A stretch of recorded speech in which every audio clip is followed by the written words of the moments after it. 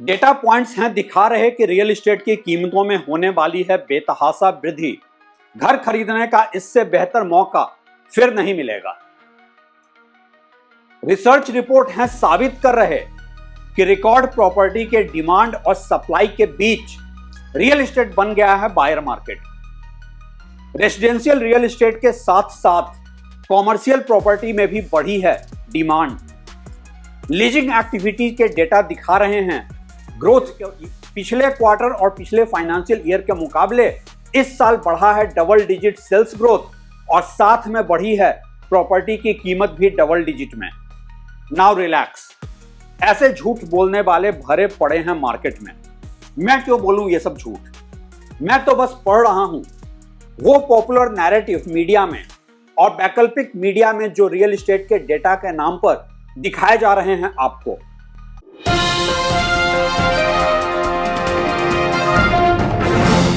नमस्कार, आप देख रहे हैं ट्रैक टू रियलिटी और मेरा नाम है रवि सिन्हा।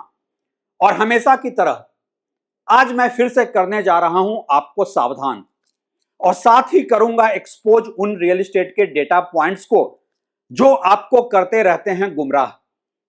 आपके साथ भी अक्सर ऐसा हुआ होगा कि आप जब एक प्रॉपर्टी खरीदने निकलते हैं तो मार्केट में आपको जो रियलिटी दिखती है, मीडिया में रियल एस्टेट के डेटा पॉइंट्स उससे बिल्कुल अलग ही कहानी आपको बताते हैं। मसलन की डिमांड सप्लाई से ज्यादा है, लेकिन एक घर देखकर आने के बाद बिल्डर की समस्त टीम और उनके ब्रोकर महीनों तक आपके पीछे पड़े रहेंगे। और अक्सर ऐसे भी प्रोजेक्ट में जो ऑफिशियली पूरा सोल्ड आउट है, और आप सोच में पड़ जाएंगे कि क्या सच है और क्या है झूठ। आमतौर पर जब किसी भी बिजनेस की बात होती है तो हम लोग उसके डेटा पॉइंट से ही तय करते हैं कि उस बिजनेस की ग्रोथ क्या है, उसका डायरेक्शन क्या है और कैसा है मार्केट आम उपभोक्ताओं के लिए। वो कहते हैं ना कि घर में बेटा झूठ बोल सकता है लेकिन डेटा झूठ नहीं बोलता है। लेकिन बात जब हो प्रॉपर्टी मार्केट की तो यहां डेटा बस झूठ ही बोलता है, या फिर यूं कहें कि डेटा के नाम पर परोसा जाता है आपको बस झूठ। एक तरफ मार्केट में डिमांड की होती है कमी, घर खरीदारों के जॉब पर रहेगी आफत और परचेज पावर होगी हिट, लेकिन आपको बताया जाएगा कि रियल एस्टेट में है भारी डिमांड और इसके लिए रखे जाएंगे डेटा पॉइंट्स। उसी तरह एक तरफ जहां बिजनेस अपने बड़े ऑफिसेज को खाली करके छोटे स्पेसेस में होंगे शिफ्ट, क्योंकि लॉस हो रहा है, रेंटल इतना बढ़ा हुआ है कि वो अफोर्ड कर ही नहीं सकते हैं, लेकिन आपको बताया जाएगा कि देखिए कितने मिलियन स्क्वायर फीट की नई लीजिंग हुई है, कितनी बढ़ गई है डिमांड, और कोई बात करेगा ही नहीं वैकेंसी की। और अगर बात होगी भी तो महज उन वैकेंसी की जो नए सप्लाई में हैं, जो पुरानी महंगी बिल्डिंग से निकलकर बिजनेस शिफ्ट हो रहे हैं नए और छोटे बिल्डिंग्स में, थोड़े नॉन प्राइम एरिया के लोअर रेंटल में। वो पुराने बिल्डिंग्स की बात किसी भी डेटा पॉइंट में होता ही नहीं है। और ऐसे डेटा को देखकर आम आदमी जो प्रॉपर्टी की दुनिया की हकीकत से रूबरू नहीं है, जिसके लिए मीडिया का डेटा पॉइंट और मीडिया नैरेटिव ही है इंफॉर्मेशन का एकमात्र सोर्स, वो होता रहेगा गुमराह। यहां एक बात मैं साफ तौर पर स्पष्ट कर दूं कि मैं रियल एस्टेट के किसी भी डेटा पॉइंट को नहीं मानता हूं, और ऐसा इसलिए कि ये कोई सैक्रोसैंक्ट डेटा होते ही नहीं है। और मैं ऐसा इसलिए कह रहा हूं कि किसी भी बिजनेस में डेटा पॉइंट एक न्यूट्रल एजेंसी का होना चाहिए। रिसर्च और डेटा कंपनीज वो होने चाहिए जो कि बिजनेस के वेस्टेड इंटरेस्ट नहीं है, जिनका कोई कॉन्फ्लिक्ट ऑफ इंटरेस्ट नहीं है। और कौन है वो लोग जो रियल एस्टेट में डेटा रिलीज करते हैं? बिल्डर्स के ब्रोकर्स ही, जो खुद को रियल एस्टेट कंसल्टेंट कहते हैं। ये जितने भी रियल एस्टेट के रिसर्च रिपोर्ट रिलीज करने वाले कंसल्टेंट्स हैं, अगर आप उनकी कंपनी का बैलेंस शीट देखेंगे तो 95% से ज्यादा बिजनेस उनका प्रॉपर्टी ब्रोकरेज और लैंड डील ब्रोकरेज का ही होता है। और यही नहीं, कुछ शहरों में तो बिल्डर खुद ही डेटा रिलीज करने लगते हैं। अरे अपनी कंपनी का डेटा नहीं भाई, पूरे शहर के डेटा पॉइंट्स। जो खुद को करे सूट वही है मार्केट ट्रेंड और खरीदारों के रुझान।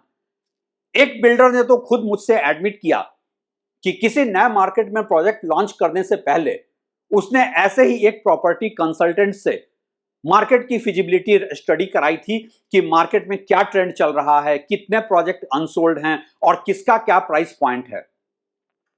जब वो रिपोर्ट बिल्डर को सही नहीं लगा तो उसने एक थर्ड पार्टी के द्वारा उसी एजेंसी से एक दूसरी रिपोर्ट बनाने को कहा, एक ऐसे मार्केट का जहां की उसका पहले से ही प्रोजेक्ट था। और बिल्डर की आंख खुली रह गई, जबकि डेटा पॉइंट के नाम पर उसे जो मिला उसमें उसकी खुद की कंपनी का ही डेटा पॉइंट गलत था। यह है रियल एस्टेट में डेटा पॉइंट की हकीकत और एक इंफॉर्मेशन गैप का सच जो आपसे छुपाया जाता है। सवाल यह उठता है कि आखिर ऐसे मिसलीडिंग रिपोर्ट्स और गुमराह करने वाली डेटा पॉइंट्स को फिर रियल एस्टेट की दुनिया में इतनी एक्सेप्टेंस कैसे मिल जाती है। ऐसा इसलिए कि एक तो बिल्डर्स का है नैरेटिव स्ट्रांग, पूरी पीआर मशीनरी काम करती है उनके लिए, और फिर मीडिया इन रिपोर्ट्स को बाइबल, गीता, कुरान मानकर छाप देती है। हर रियल एस्टेट के शोज में उसी पर डिबेट होता है जहां वेस्टेड इंटरेस्ट और उनके कनेक्टेड पार्टी और फैसिलिटेटर ही डिस्कस करते हैं, और कोई कभी पूछता ही नहीं है कि इन रिपोर्ट्स की ऑथेंटिसिटी क्या है और मीडिया क्यों करती है ऐसा। वो क्यों मान लेती है इन डेटा को गीता, बाइबल और कुरान। क्यों नहीं पूछता है कोई कंज्यूमर की तरफ से एक भी सवाल। आखिर मीडिया का काम तो यही है ना कि पूछो सवाल आम जनता की तरफ से बन के एक विपक्ष। लेकिन नहीं, कैसे मीडिया उठाए कोई सवाल इन रिसर्च रिपोर्ट पर और पूछे कोई ऐसा सवाल जो इन बिल्डर लॉबी को बैकफुट पर लाता हो। आखिर ये रियल एस्टेट के खिलाड़ी मीडिया के बड़े विज्ञापन दाता जो ठहरे, मीडिया हाउसेस के रियल एस्टेट शो और प्रॉपर्टी अवार्ड नाम के रैकेट के स्पॉन्सर्स हैं ये बिल्डर्स। एक मीडिया हाउस के रियल एस्टेट संपादक मित्र ने अभी रिसेंटली मुझसे ये एडमिट किया भी, कहा कि ये रास्ता आसान है कि इनकी बात करो और शो को स्पॉन्सरशिप भी मिलता रहे, क्यों बेकार में इनसे उलझो। अगर अपनी मीडिया कंपनी ही साथ ना दे बिजनेस लॉस की वजह से, तो अक्सर ही इनकी शिकायतों पर कर दिया जाता है मीडिया हाउसेज में लोगों को साइडलाइन बिना कोई वजह बताए। ये तो हैं उन पत्रकारों का वर्जन जो खुद इन बिल्डर्स के हॉस्पिटैलिटी को भी एंजॉय नहीं करते हैं। जरा सोचिए, जो इन बिल्डर्स के बेनिफिशियरी हैं उनका क्या ही माइंडसेट होता होगा। तो ये है वो वजह कि आम पत्रकार जिनके अपने घर परिवार की जिम्मेदारी होती है, वो इन रिसर्च रिपोर्ट के डेटा पॉइंट को शाश्वत सच मानकर चलते हैं, हालांकि मालूम सबको होता है कि हकीकत क्या है। आपने भी अक्सर ही देखा होगा कि टीवी पर रियल एस्टेट प्रोग्राम्स में कैसे ये बिल्डर और इनके ब्रोकर कंसल्टेंट्स पूरे सेंस ऑफ एंटाइटलमेंट के साथ अपनी बात रखते हैं। वैसे तो इनके सामने डिबेट में किसी क्रिटिकल वॉइस को बैठाया ही नहीं जाता है। एक नहीं, ऐसे अनेक उदाहरण हैं जहां की पैनल में मेरा नाम सुनकर किसी बिल्डर ने मीडिया डिबेट में आने से ही मना कर दिया है। ऐसे इकोसिस्टम में क्या करें हम जैसे स्वतंत्र पत्रकार? हम तो पूछेंगे ही सवाल। मैं अक्सर ही पूछ बैठता हूं इन रिसर्च रिपोर्ट में सेल्स के दावों पर, आखिर रियल एस्टेट में सेल्स की परिभाषा क्या है? अगर ये डेटा प्रॉपर्टी रजिस्ट्री के हैं तो फिर आप नए सेल और डिस्ट्रेस में हुए रीसेल को कैसे अलग करते हैं? आखिर कोई मजबूरी में अगर घर बेच रहा है तो आप उसे मार्केट का सेल बोलकर हाई ग्रोथ डेटा तो नहीं कह सकते हैं ना। और अगर आप इसे बैंक लोन से देखते हैं तो फिर जो लोग बिना लोन के घर खरीद रहे हैं वो आपके डेटा में कैसे आएंगे? अगर आप बिल्डर के यहां से डेटा ले रहे हैं तो फिर बिल्डर तो झूठ बोलेगा ही। हर 10,000 रुपए के चेक के साथ एक्सप्रेशन ऑफ इंटरेस्ट को भी सेल ही बताएगा। बिल्डर्स अपने सेल्स के डेटा को पब्लिक डोमेन में क्यों नहीं रखते हैं अगर इतनी ही पारदर्शी है रियल एस्टेट में सारे डेटा पॉइंट्स? इसी तरह कॉमर्शियल प्रॉपर्टी में अगर लीजिंग इतनी ज्यादा हो रही है तो क्यों खाली पड़े हैं इतने सारे कॉमर्शियल बिल्डिंग?